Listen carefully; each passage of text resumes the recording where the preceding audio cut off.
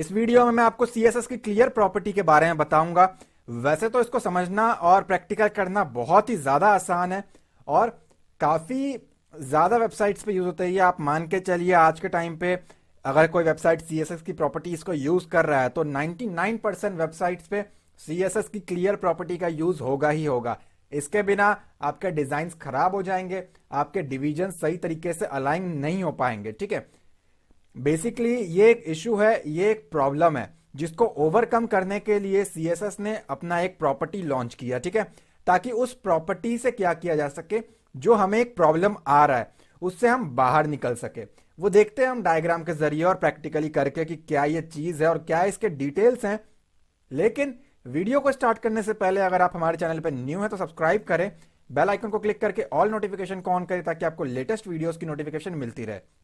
मैं आ गया अपने फोल्डर में। यहां पे मैंने एक फाइल क्रिएट कर रखा है क्लियर नेम से .html का एक नॉर्मल सा फाइल है, उसको आपको सिंपली ओपन कर लेना है। अब सबसे पहले तो इसको थ्योरी को समझते हैं और इसके बेसिक्स को समझते हैं और फिर मूव करते हैं हम लोग प्रैक्टिकल की तरफ। CSS clear property. अब देखिए यहां पे ये जो हमारे पास एक ब्लू लाइन है ना, ब्लू आउटलाइन है, वो हमारे पास बॉडी है। इट मींस ये मेरे मॉनिटर का स्क्रीन है, कंप्यूटर का स्क्रीन है। ठीक है, आप कलर्स को इग्नोर मारे, कलर कॉम्बिनेशन बहुत खराब है लेकिन समझाने के लिए मुझे कलर्स को लगाना पड़ा। अब ये मेरे पास तीन अलग अलग डिव बने हैं, एक येलो कलर का, एक ग्रीन कलर का और एक ब्लू कलर का। ठीक है, ये जो डिव है इसकी अलाइनमेंट मैंने दी हुई है या फिर इसको मैंने फ्लोट दिया हुआ है लेफ्ट। अब राइट हैंड साइड पे जो है उस डिव को मैंने यहां पे फ्लोट किया हुआ है राइट। ठीक है, अब ये जो प्रॉब्लम है ना तभी आएगा जब आपने फ्लोट अप्लाई किया हुआ है। नीचे जो डिव है हमारे पास उसमें हमने फ्लोट नहीं लगा रखा। ठीक है, यहां पे ध्यान देने वाली बात यह है, ऊपर के जो दोनों डिव है ना इसमें मिनिमम हाइट लगा है, नॉट मैक्सिमम हाइट, वरना आप तो स्क्रॉल कर पाओगे उसको अच्छे से अगर कंटेंट जो है बढ़ जाएगा तो यहां पे मिनिमम हाइट है और यहां पे फ्लोट प्रॉपर्टी का यूज किया गया है। सेम इसके अंदर भी मिनिमम हाइट है। अब सब कुछ नॉर्मल आपको दिखेगा, लेकिन जैसे ही किसी एक डिव का कंटेंट बढ़ जाएगा, मान लीजिए इसमें टेक्स्ट था और वो बढ़ जाएगा, तो ये कुछ ऐसा हो जाएगा। ठीक है, ये ओवरफ्लो कर जाएगा, ओवरलैप कर जाएगा और ये एक प्रॉब्लम है। ठीक है, ये एक प्रॉब्लम है, इसके अंदर का कंटेंट बढ़ेगा, आपने फ्लोट लगा रखा है, आपने मिनिमम हाइट लगा रखा है, तो ये दूसरे वाले डिव के ऊपर आ जाएगा। सेम अगर इसका कंटेंट बढ़ता है तो वो उसके ऊपर आ जाएगा और आपकी वेबसाइट का जो लुक है ना वो खराब हो जाएगा।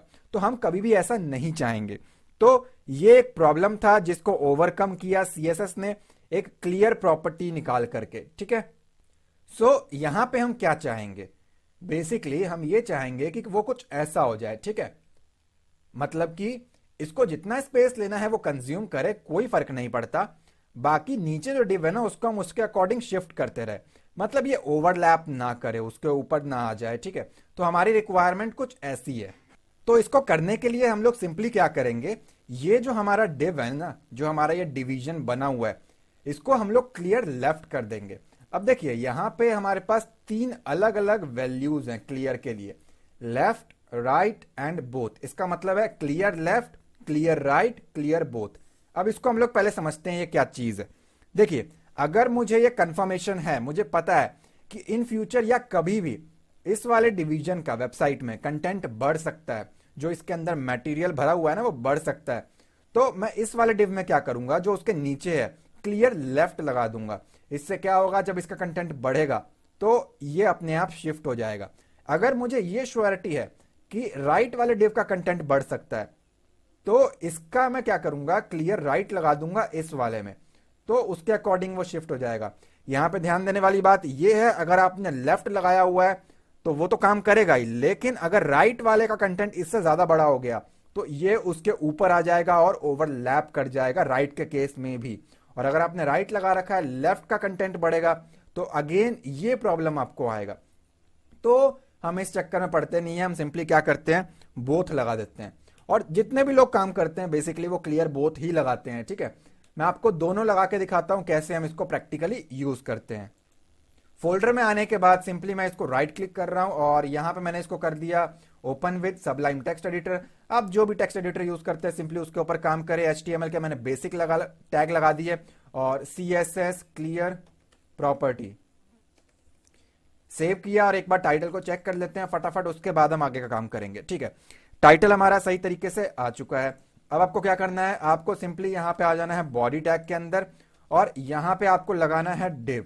तो मैंने बना दिया यहां पे div और CSS की प्रॉपर्टीज यूज करनी है, डेट्स वाई मुझे ID की जरूरत पड़ेगी, तो ID और यहां पे दे दिया मैंने इसको box1 और सेव किया।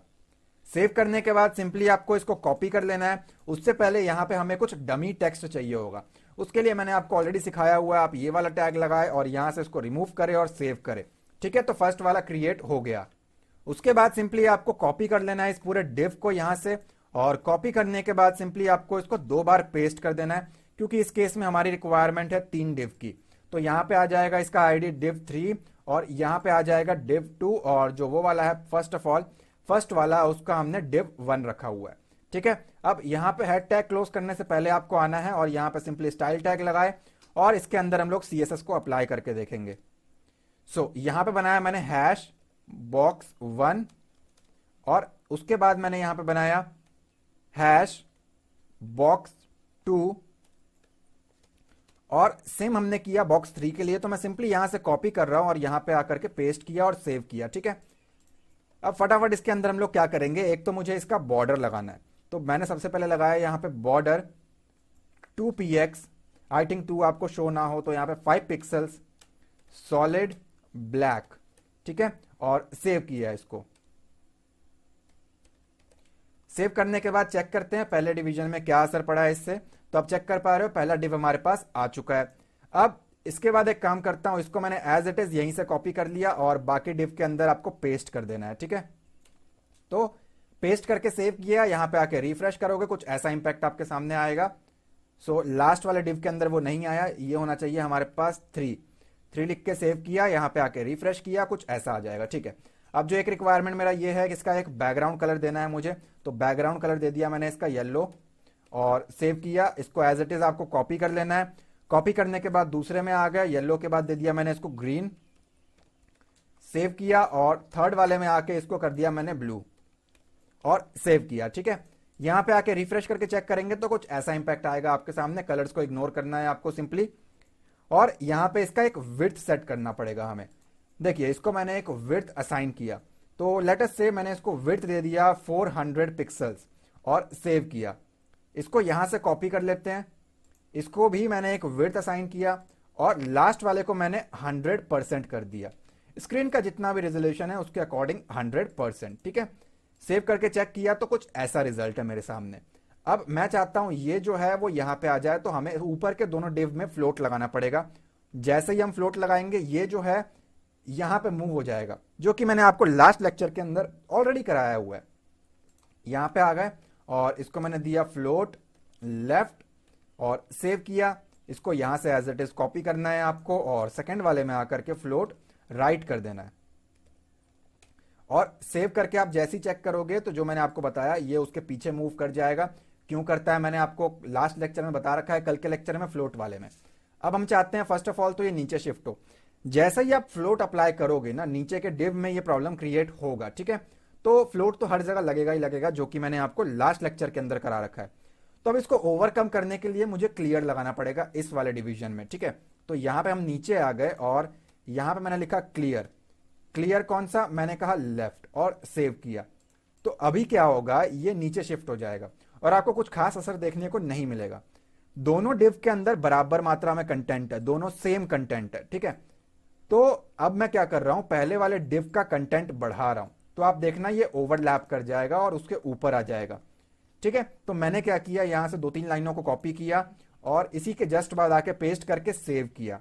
अपने पेज पे आ गए और रिफ्रेश किया तो आप चेक कर पा रहे हो वो सही तरीके से काम कर रहा है। ठीक है, अब ऐसा क्यों हुआ, क्योंकि क्लियर लेफ्ट लगा हुआ है, लेकिन अगर क्लियर राइट तो हमारे पास अप्लाइड नहीं है। तो मैंने यहां से डमी टेक्स्ट कॉपी किया, सेकेंड वाले div में उसको पेस्ट किया। अब क्योंकि लेफ्ट मैंने अप्लाई कर रखा है तो लेफ्ट के अकॉर्डिंग काम करेगा, but not according to right. तो आपने देखा ये राइट जो था ये उसके ऊपर ओवरलैप कर गया। ठीक है, तो अगर मैं इसको राइट कर दूं तो ये प्रॉब्लम सॉल्व हो जाएगा। सी दिस, मैंने इसको अब राइट कर दिया, सेव किया, सेव करके यहां पे आ गया और रिफ्रेश किया तो वो राइट के अकॉर्डिंग एडजस्ट हो गया। फिर वही प्रॉब्लम आएगा आपको, अगर लेफ्ट का कंटेंट बढ़ेगा जो कि div1 है हमारा, तो अगेन ये ओवरलैप कर जाएगा। तो मैं इसको कॉपी कर लेता हूं, यहां पे आके पेस्ट किया और सेव किया, रिफ्रेश किया तो ये ओवरलैप कर जाएगा। हम नहीं चाहते ऐसा कुछ प्रॉब्लम हो, क्योंकि कंफर्मेशन नहीं होता है कौन से डिव जो है उसका हाइट बढ़ जाएगा, ऐसा कुछ होगा। तो बेटर है हम लोग इस पे बोथ में काम करें, ठीक है। तो आपको सिंपली यहां पे आकर के बोथ लगा देना है। दोनों में से जो मर्जी डिव बढ़े ये अपने आप एडजस्ट करेगा, ठीक है।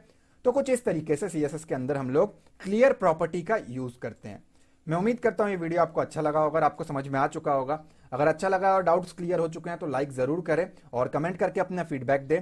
और एक बार जरूर हमारे चैनल के प्लेलिस्ट सेक्शन को जाके चेक करें, यहां पे आपको मिलेगा game development, JavaScript tutorial, PHP tutorial, project tutorial, WhatsApp जैसा चैट एप्लीकेशन कैसे बनाएं, गूगल जैसी वेबसाइट कैसे बनाएं, और भी बहुत सारी चीजें हैं। एक बार जरूर आप उसको चेक करें। मैं मिलता हूं आपसे अगली वीडियो में। Thanks for watching guys.